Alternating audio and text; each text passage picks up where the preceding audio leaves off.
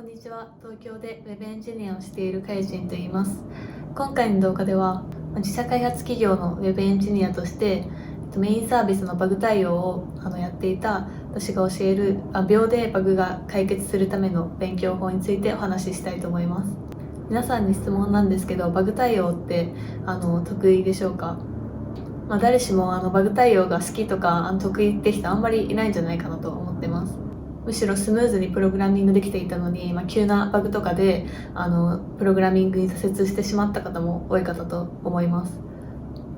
ですがエンジニアになってからすごい思うのはバグ対応がほとんどの仕事なんじゃないかなってぐらいほぼ毎日ずっとバグ対応にやることになります。そんな時にすごいバグ対応が早く終わったら、より新しい技術を身につけることができたりとか、もちろんチームの人に感謝されたりします。実際に私もこの方法をやり続けたら、私はメインサービスの運用保守をやっていたんですけど、チーム内で私が4割ぐらいのバグの対応数をこなすことができました。なのでこれからバグ対応上手くなりたいっていう方とか、新しい技術を身につけてもうちょっとステップアップしたいっていう方はぜひ見に行ってもらえると嬉しいです。ではこれからバグ対応早くなる方法についてお話ししていきたいと思います。まず会社に勤めてる前提としてちょっとお話しすると、バグっていうのがまず見つかって、それを営業の方だったりとかカスタマーサポートの方とかにからエンジニアに向けて教えてもらって、それをエンジニアが直すっていう調べて直すって感じなんですけど、こういうバグがありましたっていう報告が来ます。でその時に気をつけてもらいたいことが、バグの再現方法をしっかり聞くということです。こんなの当たり前じゃんってすごい思うと思うんですけど、なかなかこれがちゃんとできていないと、その後バグを発見して修正するまでの時間っていうのがすごく長くなってしまうので、これが一番大事なんじゃないかなと思っています。しっかり聞くって言ってもどれぐらいしっかり聞くのかっていうのは具体的に想像できないと思うので、ちょっとお話しすると、例えばその報告してくれた方がツイッターとかだとツイッターとかのサービスがバグってたっていうのを報告したとすると、ツイッターのツイート押す、投稿ボタンってところがバグってたんですよみたいな風にただ言ってきただけだとします。そこでただ分かりました、じゃあちょっと調べてみますっていうと、これ結構ダメなパターンでこれだとすごいざっくりすぎます。なのでもうちょっと詳細に聞くことが大事です。どれぐらい詳細に聞くかっていうと、誰がどのページでいつ何をやったかっていうところまで聞いた方がいいと思います。具体的に言うと、例えばそのツイッターだとアカウントがあると思うんですけど、A さんっていうアカウントの人が12月2日の木曜日に自分のマイページのところから投稿ボタンを押そうとした。でその投稿の中には写真が入っていたみたいな風な感じで、そこのボタンを押すとバグってましたみたいなぐらいにすごい詳細にバグが起きた時の状況っていうのを教えてもらいます。なので最初のただツイート投稿ボタンを押したらバグってたっていうのと比べると結構詳細になると思いませんか？でなんでこんなに詳細に聞くかっていうと、バグが起きた条件っていうのを詳細に認識を合わせておかないと、そのままエンジニアの方が調査というかバグ調査をしていると、後になってすごい認識がずれてたみたいなことで結構時間かかっちゃうんですね。例えばツイッターの例で言うと、投稿するのってマイページからもできるし、タイムラインのところとかトップページのところとかいろんなところからできるじゃないですか。そうなるとこの営業の人からしたらマイページから投稿してる時にバグったっていう認識だったとしても、エンジニアの方からしたらトップページから投稿してバグったんだなっていう風な認識がずれてて、でそれでエンジニアの方がトップページからバグってなかったんですよみたいな風になって、いや違う、それマイページでバグってたんだけどみたいな感じでやり取りで結構長くなっちゃったりとかします。あと実はどっちもバグってて、でそれでマイページの方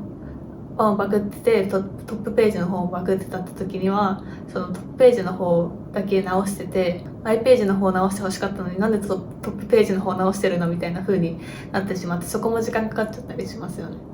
そんな風に認識のズレっていうのが起こってしまうので、詳細に再現方法を聞きましょう。これは本当に面倒くさいとかうざがられるんじゃないかなみたいな風に思っちゃうと思うんですけど、うざがられても、絶対に詳細に聞くようにした方がいいと思います。でこんな感じでバグの詳細の情報っていうのを知ったら、実際にバグの調査をしていきます。でバグの調査をするときに一番にやってほしいことが、バグる条件とバグらない条件っていうのを明確に調べておくということです。バグの調査依頼として来たりとか、あと自分でプログラミングやってて、バグに後から気づいたっていうのは、例えばその機能全てがバグってるわけではないと思うんですよ。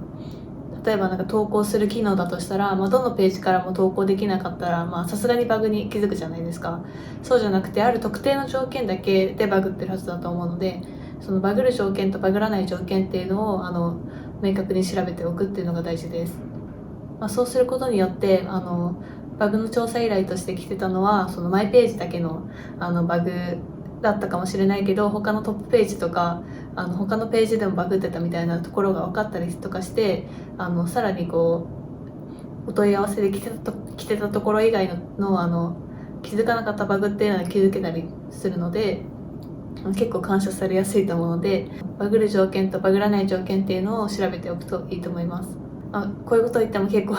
具体的じゃないとよくわからないと思うので、実践でどういうことを言ってるのかっていうのを例で言ってみたいと思います。実際に私が最近対処したバグを例にとってちょっとお話ししていきたいと思うんですけど、数字を1から並べたみたいな感じで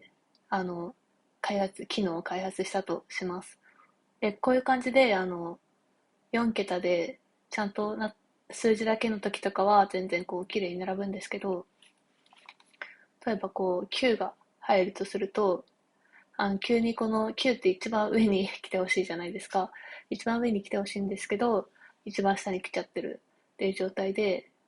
これはなんでバグってるんだろうっていうのを考えます。さっきのこの9がなかったバージョンだとちゃんと綺麗になりますよね。で、例えばここに1とか9とか2とかを入れてみます。こうすると、1の場合はちゃんと先頭に来るからいいんですけど、2と9がこっちの下に来ちゃってるっていうのが原因になってきています。この2と9をここに持ってきたいですよね。で、コードの方を見ると、今、これは Django という Python の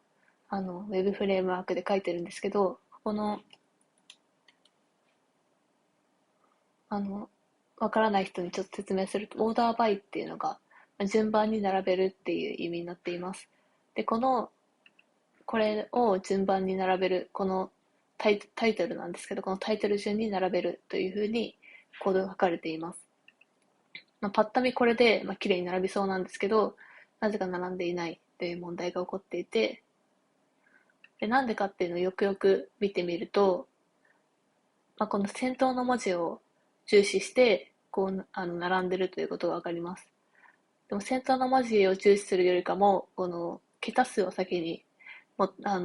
重視したいっていうふうに、人だったら考えると思うので、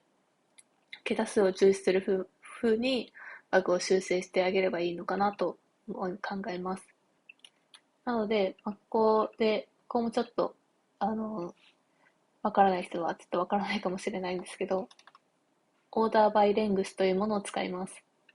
オーダーバイレングスというのは、先頭の数字を重視して順番をきれいに並べるという感じでコードを書いていたんですけど、そうじゃなくて、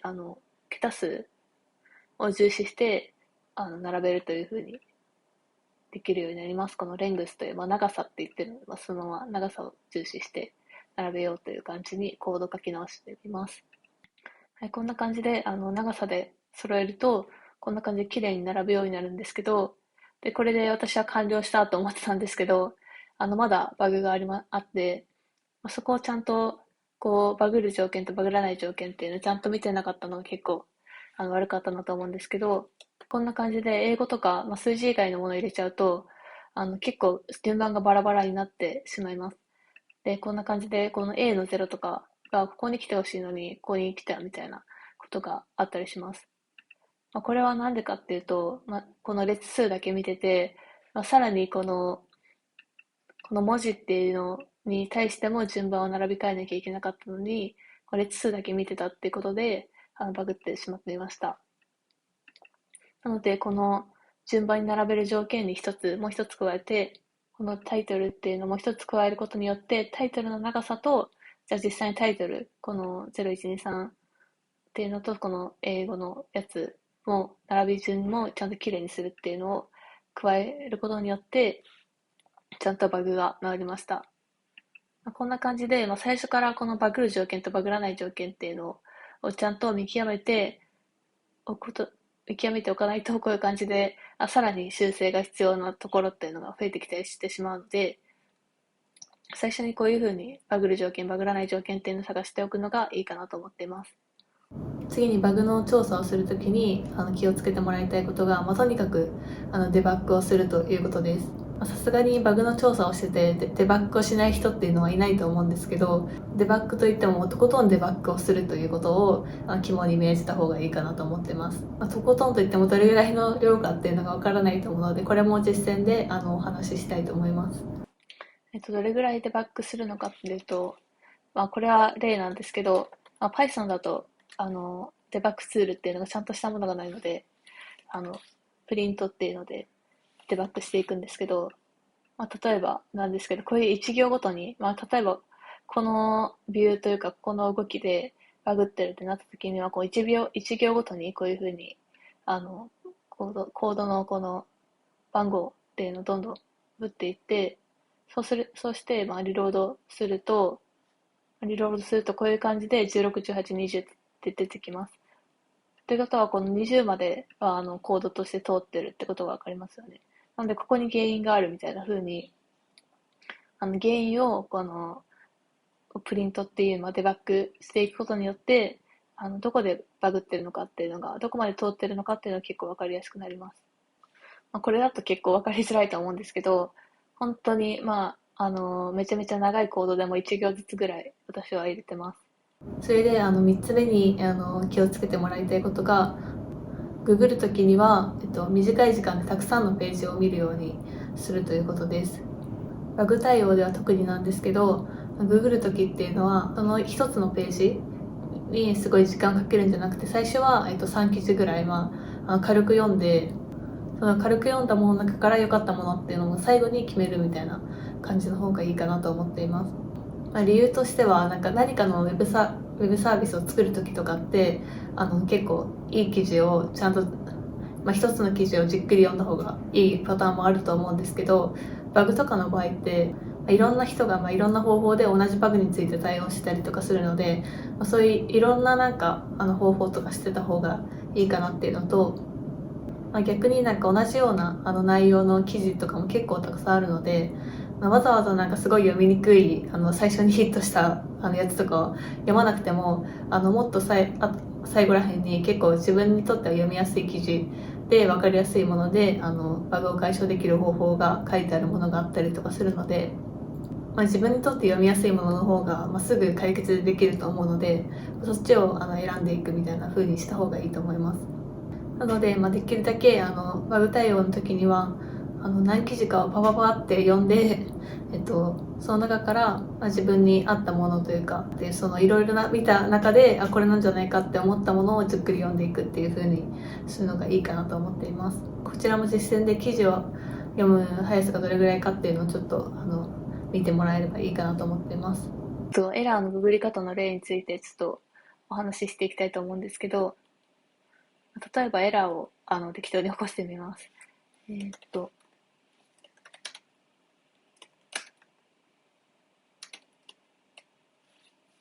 こんな感じで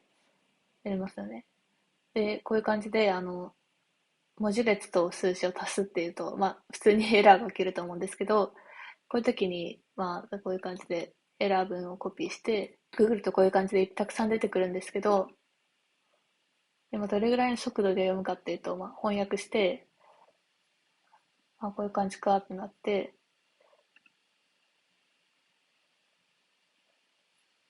で読んでいきますよね。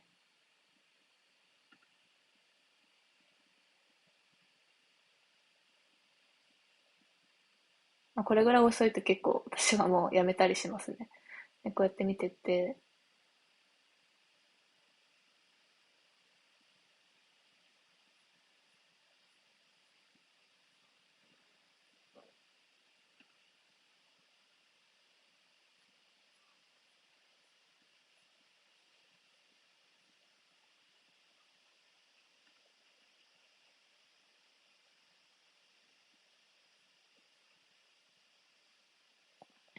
この場合、この明らかにこのエラーの内容がわかるので、今の場合は、あの、どの記事でも解決できると思うんですけど、大体6個ぐらい見ていって、この記事が結構私的に見やすいというか、わかりやすそうだなって思ったんで、この記事は結構じっくり見ていくみたいな感じで、進めていきます。で、この記事も結局何言ってるかよくわかんないってなったら、ここら辺の記事を読むとか、あと最初に戻るとかするかなって感じです。結構スタックオーバーフローって英語のサイトなんですけど、あの、本当にわからないものとかの解決策とか書いてあったりするので、結構このスタックオーバーフローいいかなと思ってます。あと結構文字がでかいやつとかは、私結構よく見ちゃいますね。最後にバグ対応が終わったら、やってもらいたいことがあって、これは結構、最初の頃は、やった方がいいかなと思うんですけど、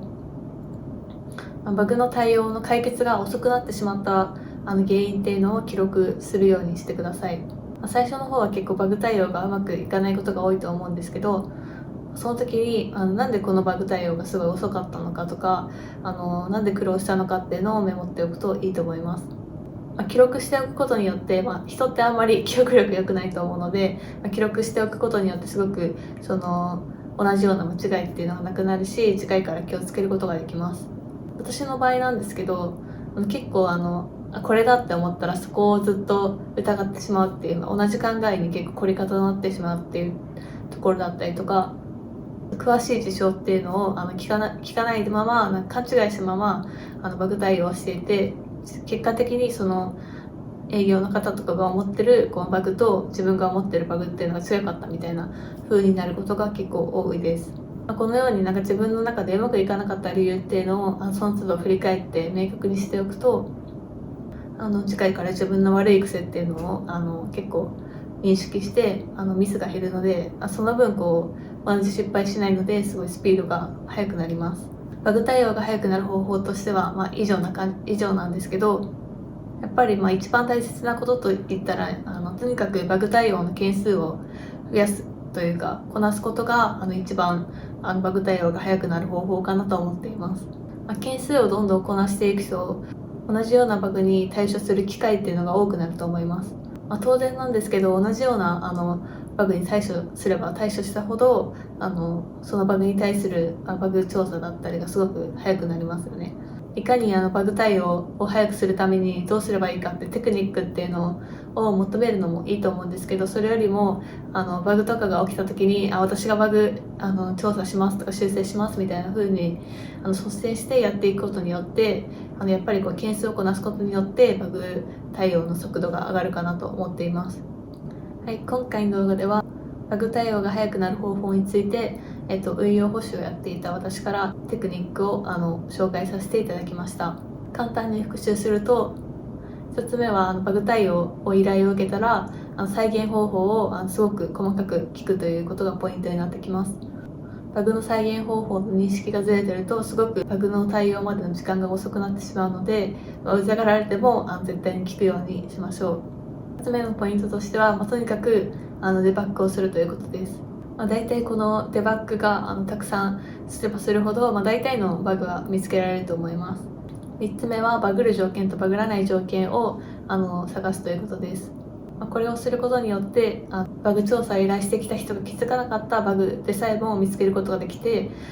チームの人とかに感謝されることが多くなります。4つ目としては、ググるときは一つの記事をじっくり読むんじゃなくて何個かの記事を一瞬で読んでいって、その中で一番これがいいなって思ったものをじっくり読むという形を取るといいと思います。最後にバグ調査が終わったら、そのバグ調査が遅くなってしまった原因っていうのを振り返って記録記録します。そうすることによって次回からその自分の癖みたいなのを認識して、よりバグ調査っていうのが早くなることができます。で、こんな感じでテクニックいっぱい紹介したんですけど、最終的にはバグ調査をたくさんこなすってことが一番のテクニックだと思うので、ぜひ怖がらずにというか、バグ調査をやりますっていうのを言ってもらえると成長につながるんじゃないかなと思っています。こんな感じでプログラミングやエンジニアのキャリアについてこの YouTube チャンネルでは紹介しているので、もしこれからエンジニアになりたい方とかプログラミング勉強したいって方は登録していただけると嬉しいです。また他の SNS でも情報発信をしていますので、そちらの方もチェックだったりフォローしていただけると嬉しいです。それではさよなら。